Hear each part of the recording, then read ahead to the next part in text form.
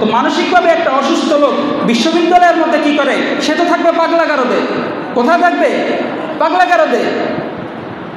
তো যেই বিশ্ববিদ্যালয় কর্তৃপক্ষ এই পাগলকে তাদের বিশ্ববিদ্যালয়ে রেখেছে, কোরআনে কারীমের অবমাননার কারণে সর্বপ্রথম তাদের শাস্তি হওয়া দরকার।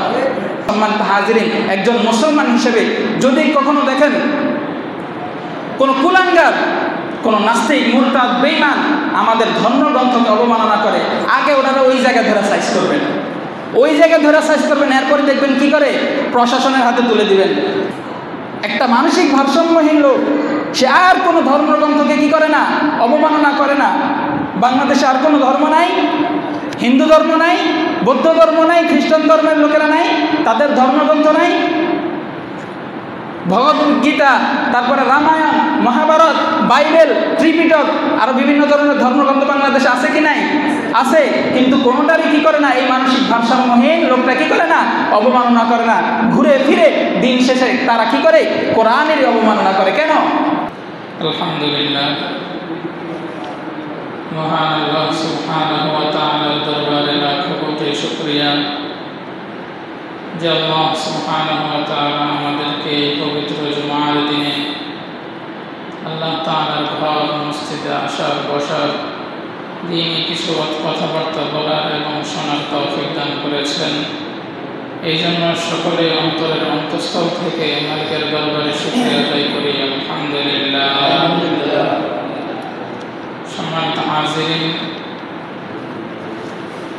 আমি আপনাদের সম্মুখে পবিত্র কালামে মাজিদ থেকে এখানে আয়াত তেলাওয়াত করেছি এবং রাসূল করিম সাল্লাল্লাহু আলাইহি ওয়াসাল্লামের অসংখ্য অগণিত হাদিস থেকে একটি হাদিস আপনাদের সম্মুখে পাঠ করে শুনিয়েছি। উক্ত আয়াতে কারিমা এবং হাদিসের আলোকে আপনাদের সম্মুখে পবিত্র কালামে মাজিদ, কোরআন শরীফের আজমত, মাহাত্ম্য এবং পবিত্র কোরআন মাজিদের আদব সম্পর্কে কিছু আলোচনা করার চেষ্টা করব। আল্লাহ তাআলা তৌফিক দান করুক। সকলে বলেন আমিন। সম্মানিত হাজিরিন, আল্লাহ তাআলা এই পবিত্র কালামে মাজিদকে মানুষের জন্য পাঠিয়েছেন হেদায়েতের জন্য, মানুষের হেদায়েতের জন্য। এই কোরআনের মাধ্যমে মানুষ কুফর এবং শিরকের যেই জুলুম, অন্ধকার রয়েছে, ওই অন্ধকার থেকে ঈমানের আলোর দিকে মানুষ যেন আসতে পারে, এই জন্য আল্লাহ তাআলা এই কোরআনকে পাঠিয়েছেন। আরও বহুবিধ কারণে আল্লাহ তাআলা কী করেছেন? এই কোরআনকে উম্মতে মুহাম্মাদের উপর নাজিল করেছেন। উম্মতে মুহাম্মাদের জন্য পথ নির্দেশক হিসেবে এই কোরআনকে আল্লাহ তাআলা দিয়েছেন। সম্মানিত হাজিরিন, যেই জিনিস যেমন দামি হয়, তার সাথে যে সম্পর্ক রাখে সেও কী হয়ে যায়? দামি হয়ে যায়। যেমন একজন সাধারণ গাড়ির ড্রাইভার আর বাংলাদেশের কথার কথা প্রধানমন্ত্রী যে তার গাড়ির ড্রাইভার, উভয়ের মান কি সমান? সমান। যে প্রধানমন্ত্রীর ড্রাইভার, তার মান, মর্যাদা, সম্মান অনেক উপরে, কিন্তু দুজনের কাজ কিন্তু একটাই। ওই ব্যক্তি সাধারণ ড্রাইভার, সেও গাড়ি চালায়, প্রধানমন্ত্রীর যে ড্রাইভার সেও গাড়ি চালায়, একই কাজ করে, কিন্তু তার সম্মান বেশি কেন? কারণ তার সম্পর্কটা হচ্ছে কি? সম্মানিত ব্যক্তির সাথে, প্রধানমন্ত্রীর সাথে। তেমনিভাবে সম্মানিত হাজিরিন, এই কালামে মাজিদ এমন এক কিতাব, এমন এক ঐশী গ্রন্থ, এমন এক সম্মানিত কিতাব, এই কিতাবের সাথে যেই সম্পর্ক রাখে সেই কি হয়ে যায়? সম্মানিত হয়ে যায়। বলেন সুবহানাল্লাহ। সম্মানিত হাজিরিন, এই কালামে মাজিদের খসড়া যখন প্রস্তুত করা হয়েছিল, যেই রাত্রে এই খসড়াটা প্রস্তুত করা হয়েছে, খসড়া পর্যন্ত, খসড়া মানে হচ্ছে একটা কথার কথা বই লেখার আগে এটার পাণ্ডুলিপি প্রস্তুত করা হয়, এটাকে বলা হয় খসড়া। তো এই কোরআনে কারীমের খসড়া যেই রাতে প্রস্তুত করা হয়েছে, কোরআনে কারীমের সাথে সম্পর্ক থাকার কারণে ওই রাতকে আল্লাহ তাআলা বরকতময় বানিয়ে দিয়েছেন, বলেন সুবহানাল্লাহ। কোন রাত সেটা? শবে বরাত। কোন রাত? শবে বরাত। আল্লাহ তাআলা বলেন ইন্না আনজালনাহু ফি লাইলাতিন মুবারাকাতিন ইন্না কুন্না মুনজিরিন।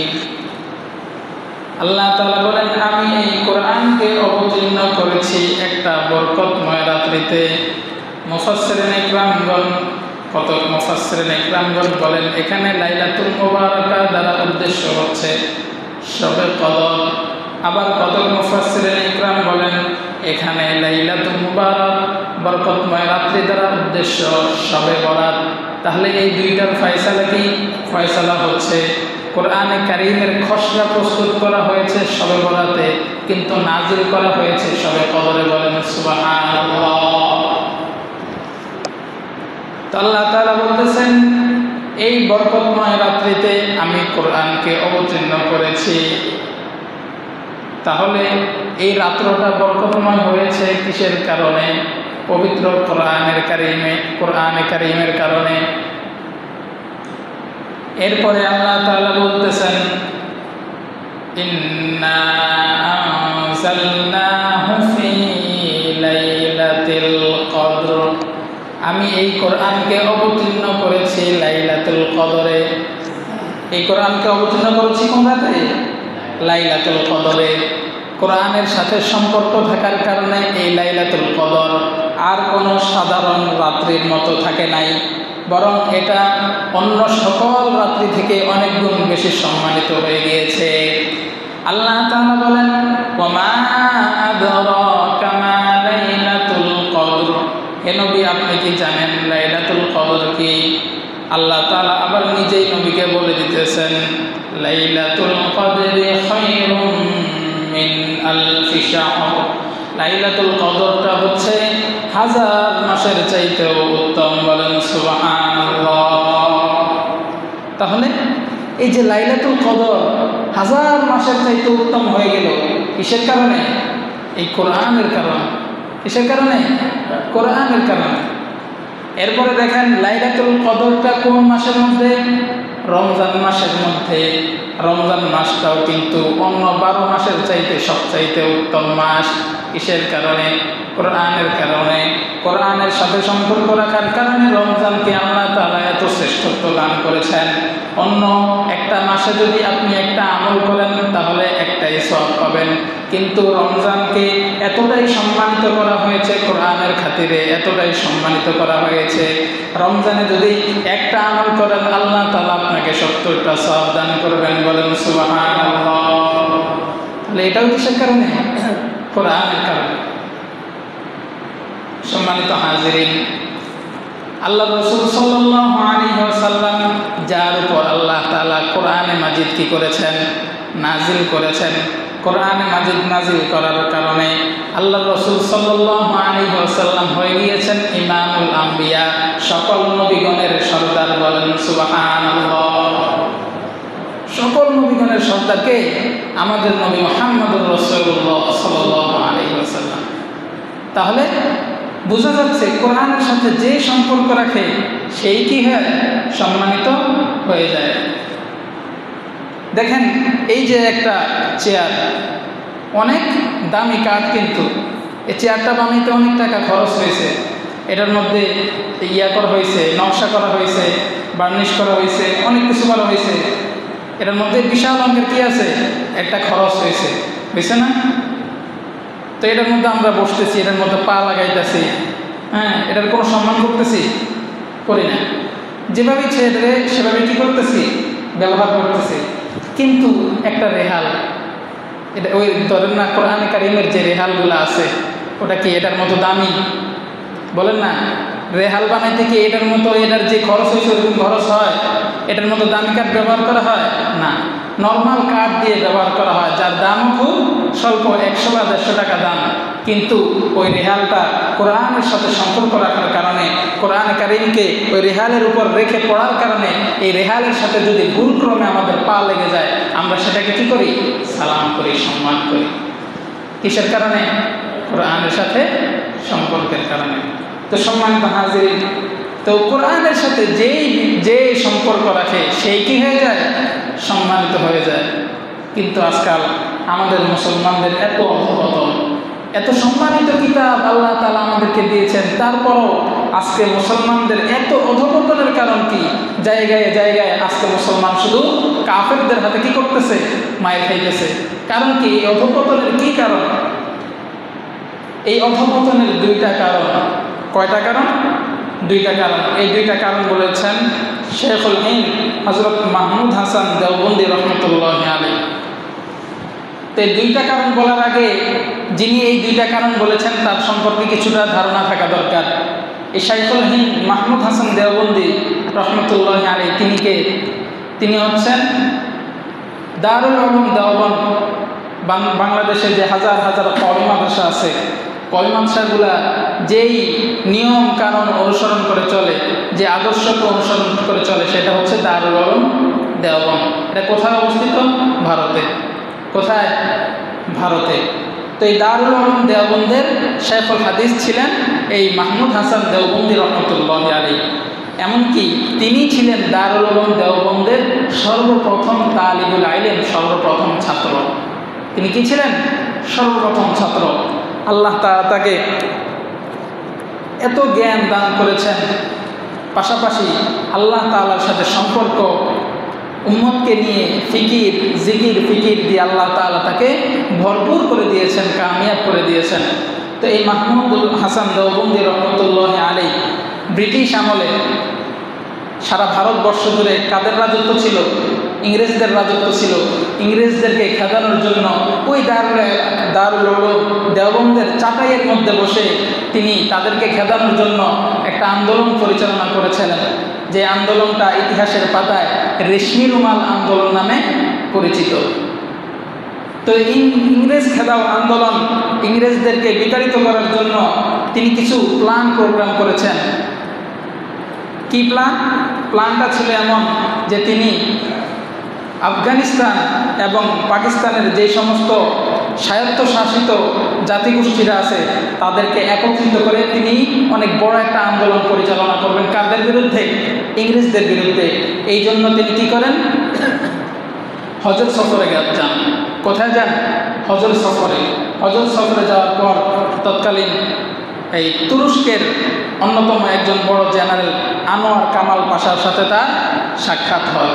তো যাই হোক, ওই সফরে তিনি গিয়েছেন যে উদ্দেশ্য নিয়ে গিয়েছেন, যে ইংরেজদেরকে তিনি কীভাবে বিতাড়িত করবেন, তার এই প্ল্যান, তার এই প্রোগ্রাম, এটা ইংরেজদের কাছে কী হয়ে যায়? ফাঁস হয়ে যায়। ফলে তিনি কি করেন? তিনি আত্মগোপনে চলে যান। আত্মগোপনে চলে যাওয়া এটা কোনো খারাপ বিষয় না। আমাদের নবী মুহাম্মদুর রাসূলুল্লাহ সাল্লাল্লাহু আলাইহি ওয়াসাল্লাম তিনিও তো আত্মগোপনে ছিলেন না? মক্কা থেকে মদিনায় যখন হিজরত করে যাচ্ছিলেন, কিছুদূর পথ অতিক্রম করার পর দিনের বেলা কাফেরদের ভয়ে হযরত আবু বকর সিদ্দিক রাদিয়াল্লাহু তাআলা আনহুকে সাথে নিয়ে গারে সওরে আল্লাহ রাসূল সাল্লাল্লাহু আলাইহি ওয়াসাল্লাম আত্মগোপন করেছিলেন কিনা? ছিলেন। তাহলে বোঝা গেল আত্মগোপন করা এটা কোনো কি না, খারাপ বিষয় না। বরং এই যে মাহমুদ হাসান দেওবন্দি রহমতুল্লাহি আলাইহি আত্মগোপন করেছেন, এই আত্মগোপন করার কারণে রাসূল করিম সাল্লাল্লাহু আলাইহি ওয়াসাল্লামের একটা সুন্নত কি হয়ে গিয়েছে? আদায় হয়ে গিয়েছে। বলেন সুবহানাল্লাহ। কিন্তু এক পর্যায়ে তিনি কি করলেন? প্রকাশ্যে আসলেন। প্রকাশ্যে আসার পর ইংরেজদের দ্বারা তিনি গ্রেফতার হলেন। তারা তাকে গ্রেফতার করে বন্দি করে তাকে মাল্টার কারাগারে নিয়ে গেল। কোথায়? মাল্টার কারাগারে। প্রায় 3 বছর পর্যন্ত তিনি মাল্টার কারাগারে বন্দী ছিলেন। তো এই 3 বছরের তার যে সময়টা কিভাবে কেটেছিল, এটা হযরত সৈয়দ হুসাইন আহমদ মাদানী রহমতুল্লাহি আলাইহি আসিরে মাল্টা নামক কিতাবের মধ্যে কি করেছেন? লিপিবদ্ধ করেছেন যে এই সময়টাতে হযরত মাহমুদ হাসান দেওবন্দি রহমতুল্লাহি আলাইহি বেশিরভাগ সময় কাটাতেন কোরআনের সাথে। কিসের সাথে? কোরআনের সাথে। এমনকি তার যে বিখ্যাত তরজমাতুল কোরআন, যেটা তরজমায় শাইখুল হিন্দ নামে প্রসিদ্ধ, সেই তরজমার অধিকাংশ কাজটা তিনি শেষ করেছেন এই কারাগারে বন্দী থাকা অবস্থায়। বলেন সুবহানাল্লাহ। কারাগারে বন্দী থাকা অবস্থায় পবিত্র কালাম মাজিদের তরজমার অধিকাংশ কাজ তিনি কী করেছেন? শেষ করেছেন। তাহলে বোঝা গেল কত উঁচু মানের একজন কি ছিলেন, ব্যক্তিত্ব ছিলেন তিনি। তো এই মাহমুদ হাসান দেওবন্দি রহমতুল্লাহ আলাইহি বলতেছেন, আমি অনেক ধ্যান ধারণা চিন্তা গবেষণা করার পর দেখলাম মুসলমানদের অধঃপতনের কারণ মূলত দুইটা। কয়টা? দুইটা। এর এক নম্বর কারণ হচ্ছে পবিত্র কোরআনকে ছেড়ে দেওয়া। বলেন নাউজুবিল্লাহ। এক নম্বর কারণ কি? কোরআন কারীমকে ছেড়ে দেওয়া। মুসলমান আজ কোরআন কারীমকে ছেড়ে দিয়েছে, যার ফলে মুসলমানদের আজকে এই অধঃপতন। জায়গায় জায়গায় মুসলমানরা আজ নির্যাতিত, নিপীড়িত, নিষ্পেষিত, পদদলিত। কিসের কারণে? এই কোরআন কারীমকে ছেড়ে দেওয়ার কারণে। কোরআন কারীমকে ছেড়ে দেওয়ার অর্থ কি? এটার তিনটা অর্থ হতে পারে। কয়টা অর্থ? তিনটা।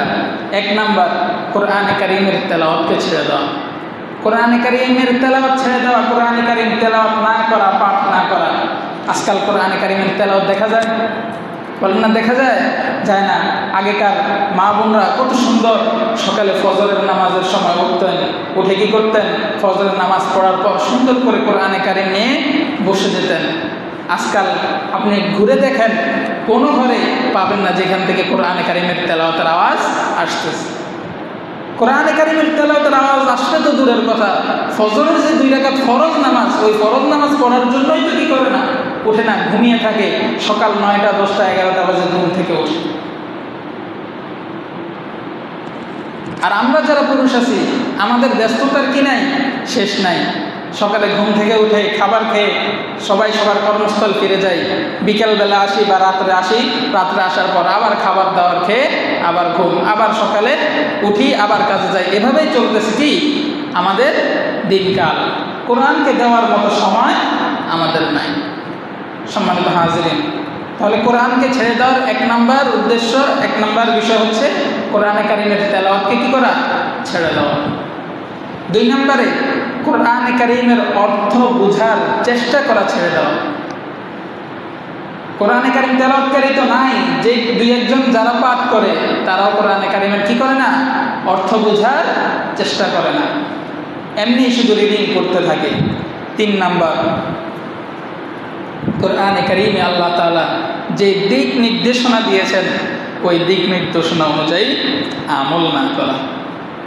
এই 3টা হচ্ছে কোরআন কারীমকে ছেড়ে দেওয়া। আর এই 3টাই আমাদের মাঝে কি বিদ্যমান। তাহলে মুসলমানদের অধঃপতনের 2টা মৌলিক কারণ। এর মধ্যে 1 নাম্বার কি? কোরআন কারীমকে ছেড়ে দেওয়া। আর 2 নাম্বার হচ্ছে পারস্পরিক বিভক্তি। পারস্পরিক কি? বিভক্তি। পারস্পরিক বিভক্তি কি? ছোট থেকে ছোট বিষয় নিয়ে মুসলমানদের পরস্পরের মধ্যে কি করা? গ্রুপিং করা, বিভিন্ন দলে দলে বিভক্ত হয়ে যাওয়া। আজকাল আছে কি নাই? আছে কি নাই বলেন না? সামান্য ছোট থেকে ছোট বিষয় নিয়েও কি করে মুসলমানরা দলে দলে বিভক্ত হয়ে গিয়েছে। দেখেন, কথার কথা, নামাজের মধ্যে বা আমাদের দৈনন্দিন চলার মধ্যে কিছু কিছু মুস্তাহাব বিষয় আছে। এগুলা যদি কেউ আমল করে তাহলে কি আছে? সওয়াব আছে। না করলে কি নাই? গুনাহ নাই। কিন্তু আমরা মুসলমানরা এই মুস্তাহাবগুলোকে এমন গুরুত্ব দেই, এই মুস্তাহাবের কারণেও আমাদের মধ্যে গ্রুপিংয়ের সৃষ্টি হয়ে গিয়েছে। যেমন নামাজের মধ্যে আমরা সূরা ফাতিহা পড়ি কিনা? পড়ার পর আমরা আমিন বলি। এখন আমিন জোরে বলবে না আস্তে বলবে, সেটা নেই, দলাদলি শুরু। নামাজে সূরা ফাতিহার পর আমিন বলা হচ্ছে সুন্নাত। আমিন বলা কি? সুন্নাত। আপনি যদি আমিন নাও বলেন, নামাজ হবে কি হবে না? হবে। তো যেই জিনিস যদি নামাজের মধ্যে ছেড়ে দেওয়া হয়, নামাজের কোনো সমস্যা হবে না। তাহলে এটা নিয়েও গ্রুপিং করা লাগবে। আমিন আস্তে বলবে নাকি জোরে বলবে? দোনোটারই দলিল আছে। আপনার যদি জোরে বলতে মন চায় জোরে বলেন, আস্তে বলতে মন চাইলে কি করেন? আস্তে বলেন। তবে জোরে বলার চাইতে আস্তে বলার যে দলিল, ওটা একটু কি শক্তিশালী, তাই আমরা ওটা অনুযায়ী কী করি? আমল করি। তাই বলে এটা নিয়ে বিভক্তি সৃষ্টি করা, গ্রুপিং করার তো কোনো কি নাই, কারণ নাই। এরকম আরও ছোট থেকে ছোট তুচ্ছ তুচ্ছ বিষয়ে মুসলমানরা আজকে পরস্পরে বিভক্তিতে লিপ্ত, গ্রুপিংয়ে লিপ্ত, একে অন্যের থেকে আলাদা। যার কারণে মুসলমানদের আজকে এই অধঃপতন, মুসলমানদের ভিতরে ঐক্য নাই, যার কারণে কুফার শক্তি মুসলমানদের উপর জেঁকে বসেছে। তাহলে এই হচ্ছে মূল 2টা কারণ মুসলমানদের অধঃপতনের। এর মধ্যে একটা হচ্ছে কোরআনে কারীমকে ছেড়ে দেওয়া, 2 নম্বর হচ্ছে মুসলমানদের মধ্যে ঐক্য না থাকা। তাহলে মুসলমানরা যদি এই অধঃপতন থেকে নিজেদেরকে উত্তরণ করতে চায় তাহলে কি করতে হবে? কোরআনে কারীমকে মজবুতভাবে ধরতে হবে এবং পরস্পর নিজেদের মধ্যে ঐক্য বজায় রেখে চলতে হবে। সম্মানিত হাজিরিন, এই কোরআনকে কেউ আঁকড়ে ধরলে সে পথভ্রষ্ট হয় না। সে কি হয় না? পথভ্রষ্ট হয় না। আল্লাহ রাসূল সাল্লাল্লাহু আলাইহি ওয়াসাল্লাম বিদায় হজের ভাষণে বলেন, তারাকতু ফীকুম আমরাইন লান তাদিল্লু মা তামাসসাকতুম বিহিমা কিতাবাল্লাহি ওয়া সুন্নাত রাসূলি। তোমাদের মাঝে আমি দুইটা জিনিস রেখে গিয়েছি, যদি এই দুইটা জিনিসকে তোমরা আঁকড়ে ধরো তাহলে তোমরা কখনোই কি হবে না? পথভ্রষ্ট হবে না। কি সেই দুইটা জিনিস? কিতাবাল্লাহ, এক নাম্বার হচ্ছে আল্লাহ তাআলার কিতাব অর্থাৎ কোরআনে কারীম, দুই নাম্বার সুন্নাত রাসূলি, নবী করিম সাল্লাল্লাহু আলাইহি ওয়াসাল্লামের সুন্নাহ। সম্মানিত হাজিরিন, এই জন্য কোরআন এবং হাদিসকে কি করতে হবে? আঁকড়ে ধরতে হবে। কোরআন এবং হাদিস অনুযায়ী নিজের জীবনকে গড়তে হবে। সম্মানিত হাজিরিন, এই কোরআনে কারীম তেলাওয়াত করলে ফায়দা আছে কি নাই? আছে। কি ফায়দা? আল্লাহ রাসূল সাল্লাল্লাহু আলাইহি ওয়াসাল্লাম হাদিসের মধ্যে ইরশাদ করেন, মান ক্বারাআ হারফান ওয়াহিদান মিন কিতাবিল্লাহ ফালাহু আশারাতুন। আল্লাহ রাসূল সাল্লাল্লাহু আলাইহি ওয়াসাল্লাম হাদিসের মধ্যে ইরশাদ করেন, যে ব্যক্তি কোরআনে কারীমের একটি আয়াত তেলাওয়াত করে আল্লাহ তাআলা তার আমলনামায় 10টি করে নেকি দান করেন। বলেন সুবহানাল্লাহ। আল্লাহ রাসূল বলেন, লাম আকুলু আলিফ লাম মিম হারফুন, আমি বলতেছি না আলিফ লাম মিম একটা হরফ, বাল বরং আলিফুন হরফুন ওয়া লামুন হরফুন ওয়া মিমুন হরফুন, বরং আলিফ একটা হরফ, লাম একটা হরফ, মিম একটা হরফ। অর্থাৎ কেউ যদি আলিফ লাম মিম তেলাওয়াত করে তাহলে তার আমলনামায় 30টা নেকি হবে। বলেন সুবহানাল্লাহ। তাহলে কোরআনের প্রত্যেকটা অক্ষরের বিনিময়, শব্দ না, প্রত্যেকটা অক্ষরের বিনিময় আল্লাহ তাআলা কি করেন? 10টা করে নেকি দান করেন। সম্মানিত হাজিরিন, এই কোরআন তেলাওয়াত করলে, কোরআনকে ধারণ করলে কি ফজিলত! আল্লাহ রাসূল সাল্লাল্লাহু আলাইহি ওয়াসাল্লাম হাদিসের মধ্যে আরো ইরশাদ করেন যে কাল কিয়ামতের ময়দানে যে ব্যক্তি হাফেজুল কোরআন, নিজের ভিতরে কোরআনকে হিফজ করেছে এবং কোরআন অনুযায়ী নিজের জীবনকে পরিচালনা করেছে, ইয়াকুলুল্লাহু তাআলা ইয়াউমাল কিয়ামতি, কিয়ামতের দিন আল্লাহ তাআলা তাকে বলবেন, ইকরা ওয়ারতাকি, পড়ো এবং চলতে থাকো, ওয়ারাত্তিল কামা কুনতা তুরাত্তিলু ফিদ দুনিয়া, ধীরে স্থিরে তার তিলের সাথে পড়তে থাকো, ফাইন্না মানসিলাকা ইনদা আখিরি আয়াতিন তাকরাউহা, কেননা তোমার গন্তব্য হচ্ছে ওই শেষ আয়াত পর্যন্ত, যে শেষ আয়াত তুমি পাঠ করবে। বলেন সুবহানাল্লাহ। অর্থাৎ কোরআনে কারীমের যতগুলো আয়াত আছে ওই আয়াত সমপরিমাণ একটা বিল্ডিং আল্লাহ তাআলা কাল কিয়ামতের ময়দানে হাফেজকে দান করবেন। তাহলে কোরআনে কারীমের তেলাওয়াতের ফজিলত আছে না নাই? আছে। এরপরে যে ব্যক্তি এই কোরআনকে নিজের মধ্যে ধারণ করে এবং ওই অনুযায়ী আমল করে, রাসূল কারীম সাল্লাল্লাহু আলাইহি ওয়াসাল্লাম হাদিসের মধ্যে ইরশাদ করেন, তার পিতাকে কাল কিয়ামতের ময়দানে কি করা হবে? একটা নূরের টুপি পরিধান করে দেওয়া হবে। কেমন নূরের টুপি? তার আলো কেমন হবে? সূর্য যদি তোমাদের ঘরের মধ্যে রেখে দেওয়া হয় তাহলে সূর্যের যেমন আলো হবে তেমনি ওই নূরের টুপির এই পরিমাণ আলো হবে। বলেন সুবহানাল্লাহ। সূর্যের আলো কেমন?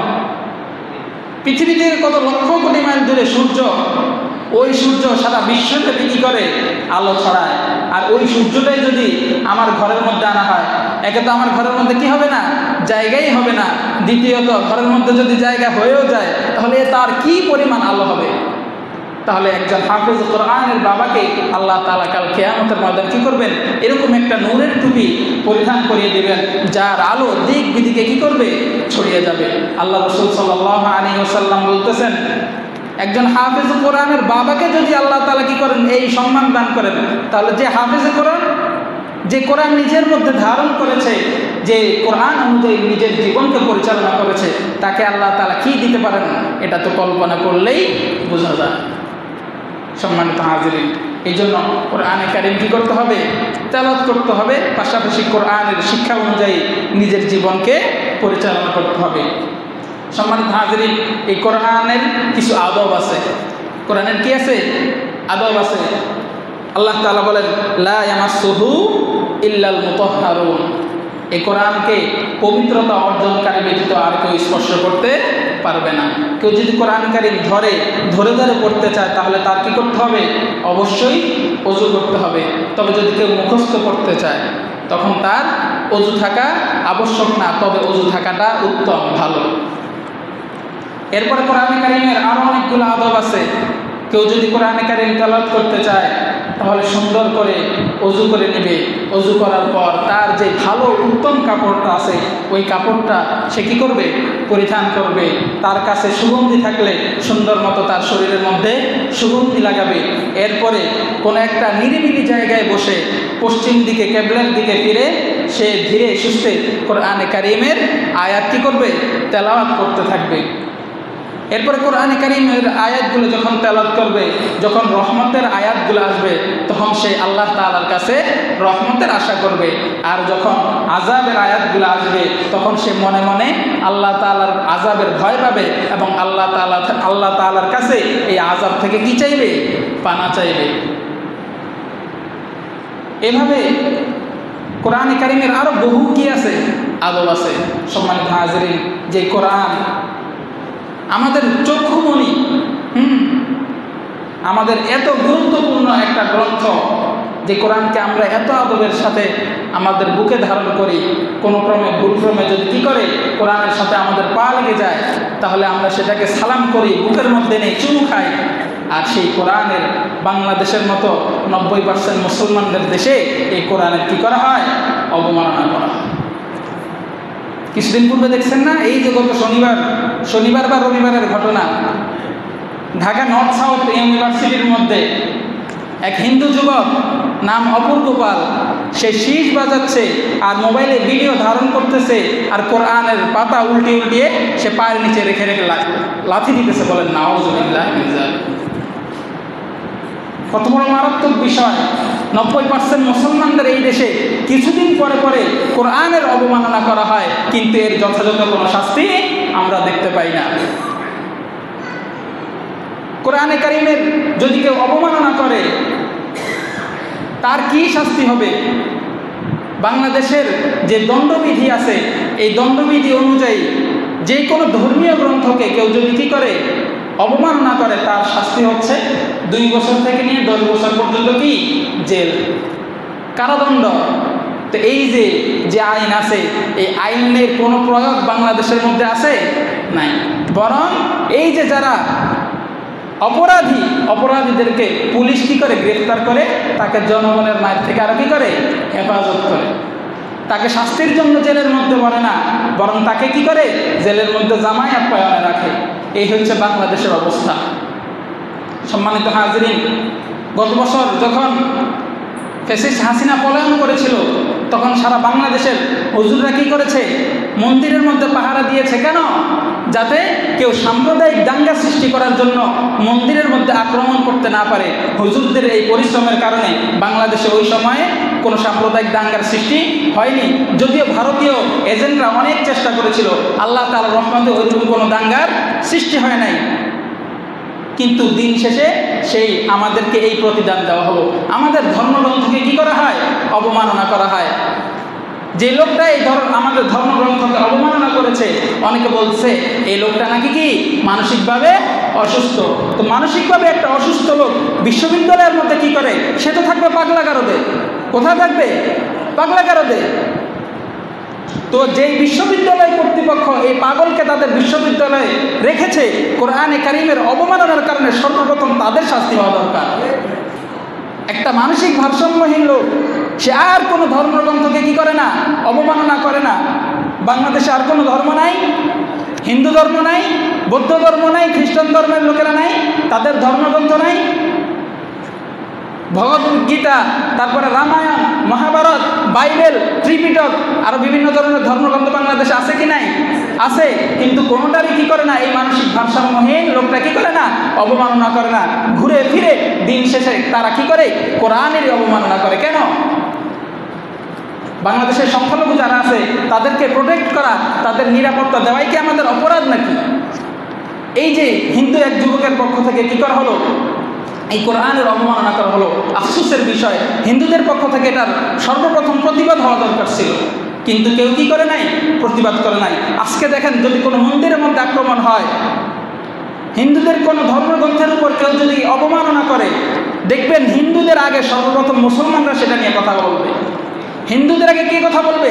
মুসলমানরা কথা বলবে। কারণ আমাদের শিক্ষাই এটা, আমরা কোনো ধর্মগ্রন্থকে, কোনো ধর্মকে কি করি না?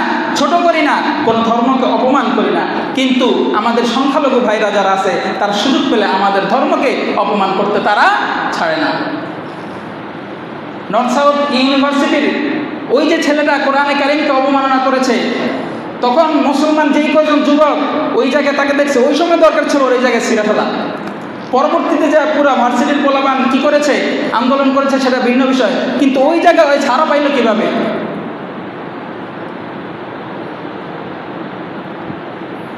মুসলমানদের সবচাইতে আবেগের জায়গা সেটা কি? আমাদের ধর্ম। আর আমাদের দিক নির্দেশনা দেয় কে? এই কোরআন। এই কোরআন সাধারণ কোনো বিষয় না, এটা হচ্ছে কার কথা? আল্লাহ তাআলার কথা। আল্লাহ তাআলাকে আমরা সবচাইতে বেশি কি করি? ভালোবাসি। কি বলেন, আমরা কাকে বেশি ভালোবাসি? তো আল্লাহকে ভালোবাসলে আল্লাহর কথাকে আমরা কি পরিমাণ ভালোবাসবো? আজকাল কথার কথা, আপনার বাবাকে কেউ একজন কি করেছে? নাম তুলে গালি দিয়েছে। আপনি যদি আপনার বাবার বৈধ সন্তান হয়ে থাকেন, আপনি চুপ করে বসে থাকবেন? তাহলে বাংলাদেশের 90% মুসলমানদের দেশ বাংলাদেশ, এই বাংলাদেশের মধ্যে কোরআনকে অবমাননা করার পর আমরা কীভাবে চুপ করে বসে থাকি?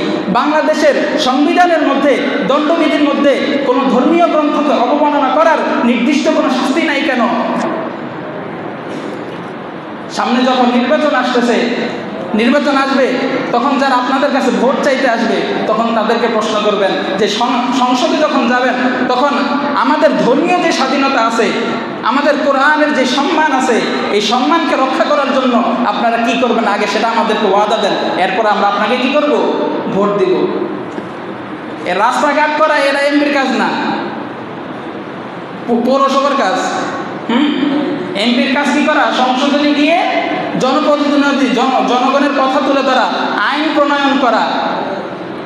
যেই সমস্ত লোকেরা ভোট চাইতে আসবে তাদের কাছ থেকে আগে এটা আদায় করে নেবেন, তাদের মুখ থেকে স্বীকার করে নেবেন যে আপনি তো আমাদের কাছে ভোট চাইতে আসছেন, ভালো কথা।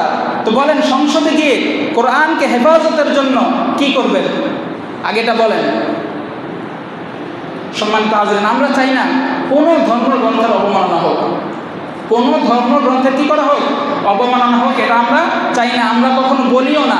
এই যে আমাদের ধর্মগ্রন্থকে অবমাননা করা হয়েছে, কোনো মসজিদের কোনো হুজুরকে বলছে যে একজন হিন্দু যুবক কী করছে? কোরআনের অবমাননা করেছে, তোমরাও কি করো? গিয়ে হিন্দুদের ধর্মগ্রন্থের অবমাননা করো। কেউ বলছে? কোনো মুসলমান গিয়ে কখনো করছে? করে নাই। বাংলাদেশে কয়েকদিন পর পরে ঘুরে ফিরে কোরআনেরই অবমাননা হয়, অন্য কোনো ধর্মের গ্রন্থের অবমাননা হয় না।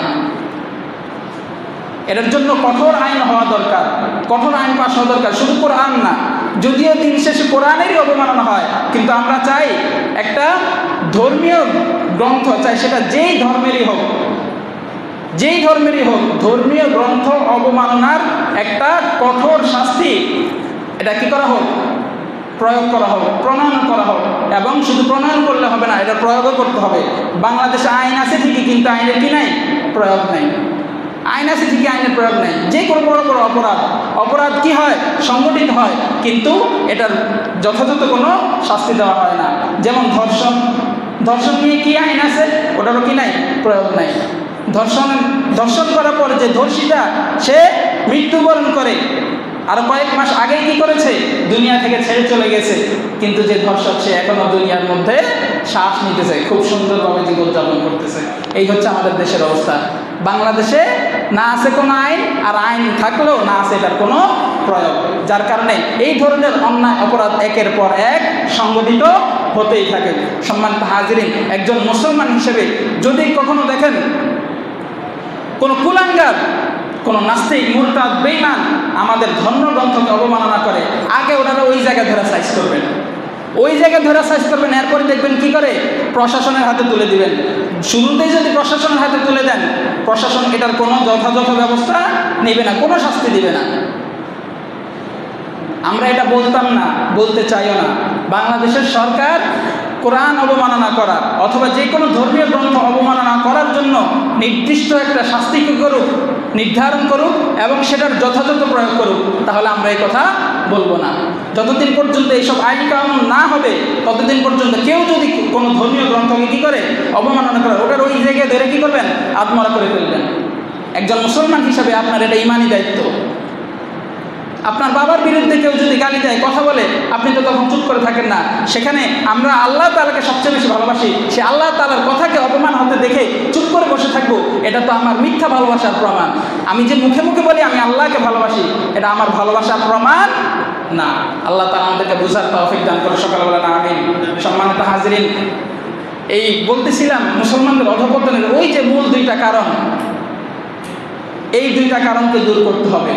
এক নম্বরে কোরআনে কারিমকে কী করতে হবে, আঁকড়ে ধরতে হবে।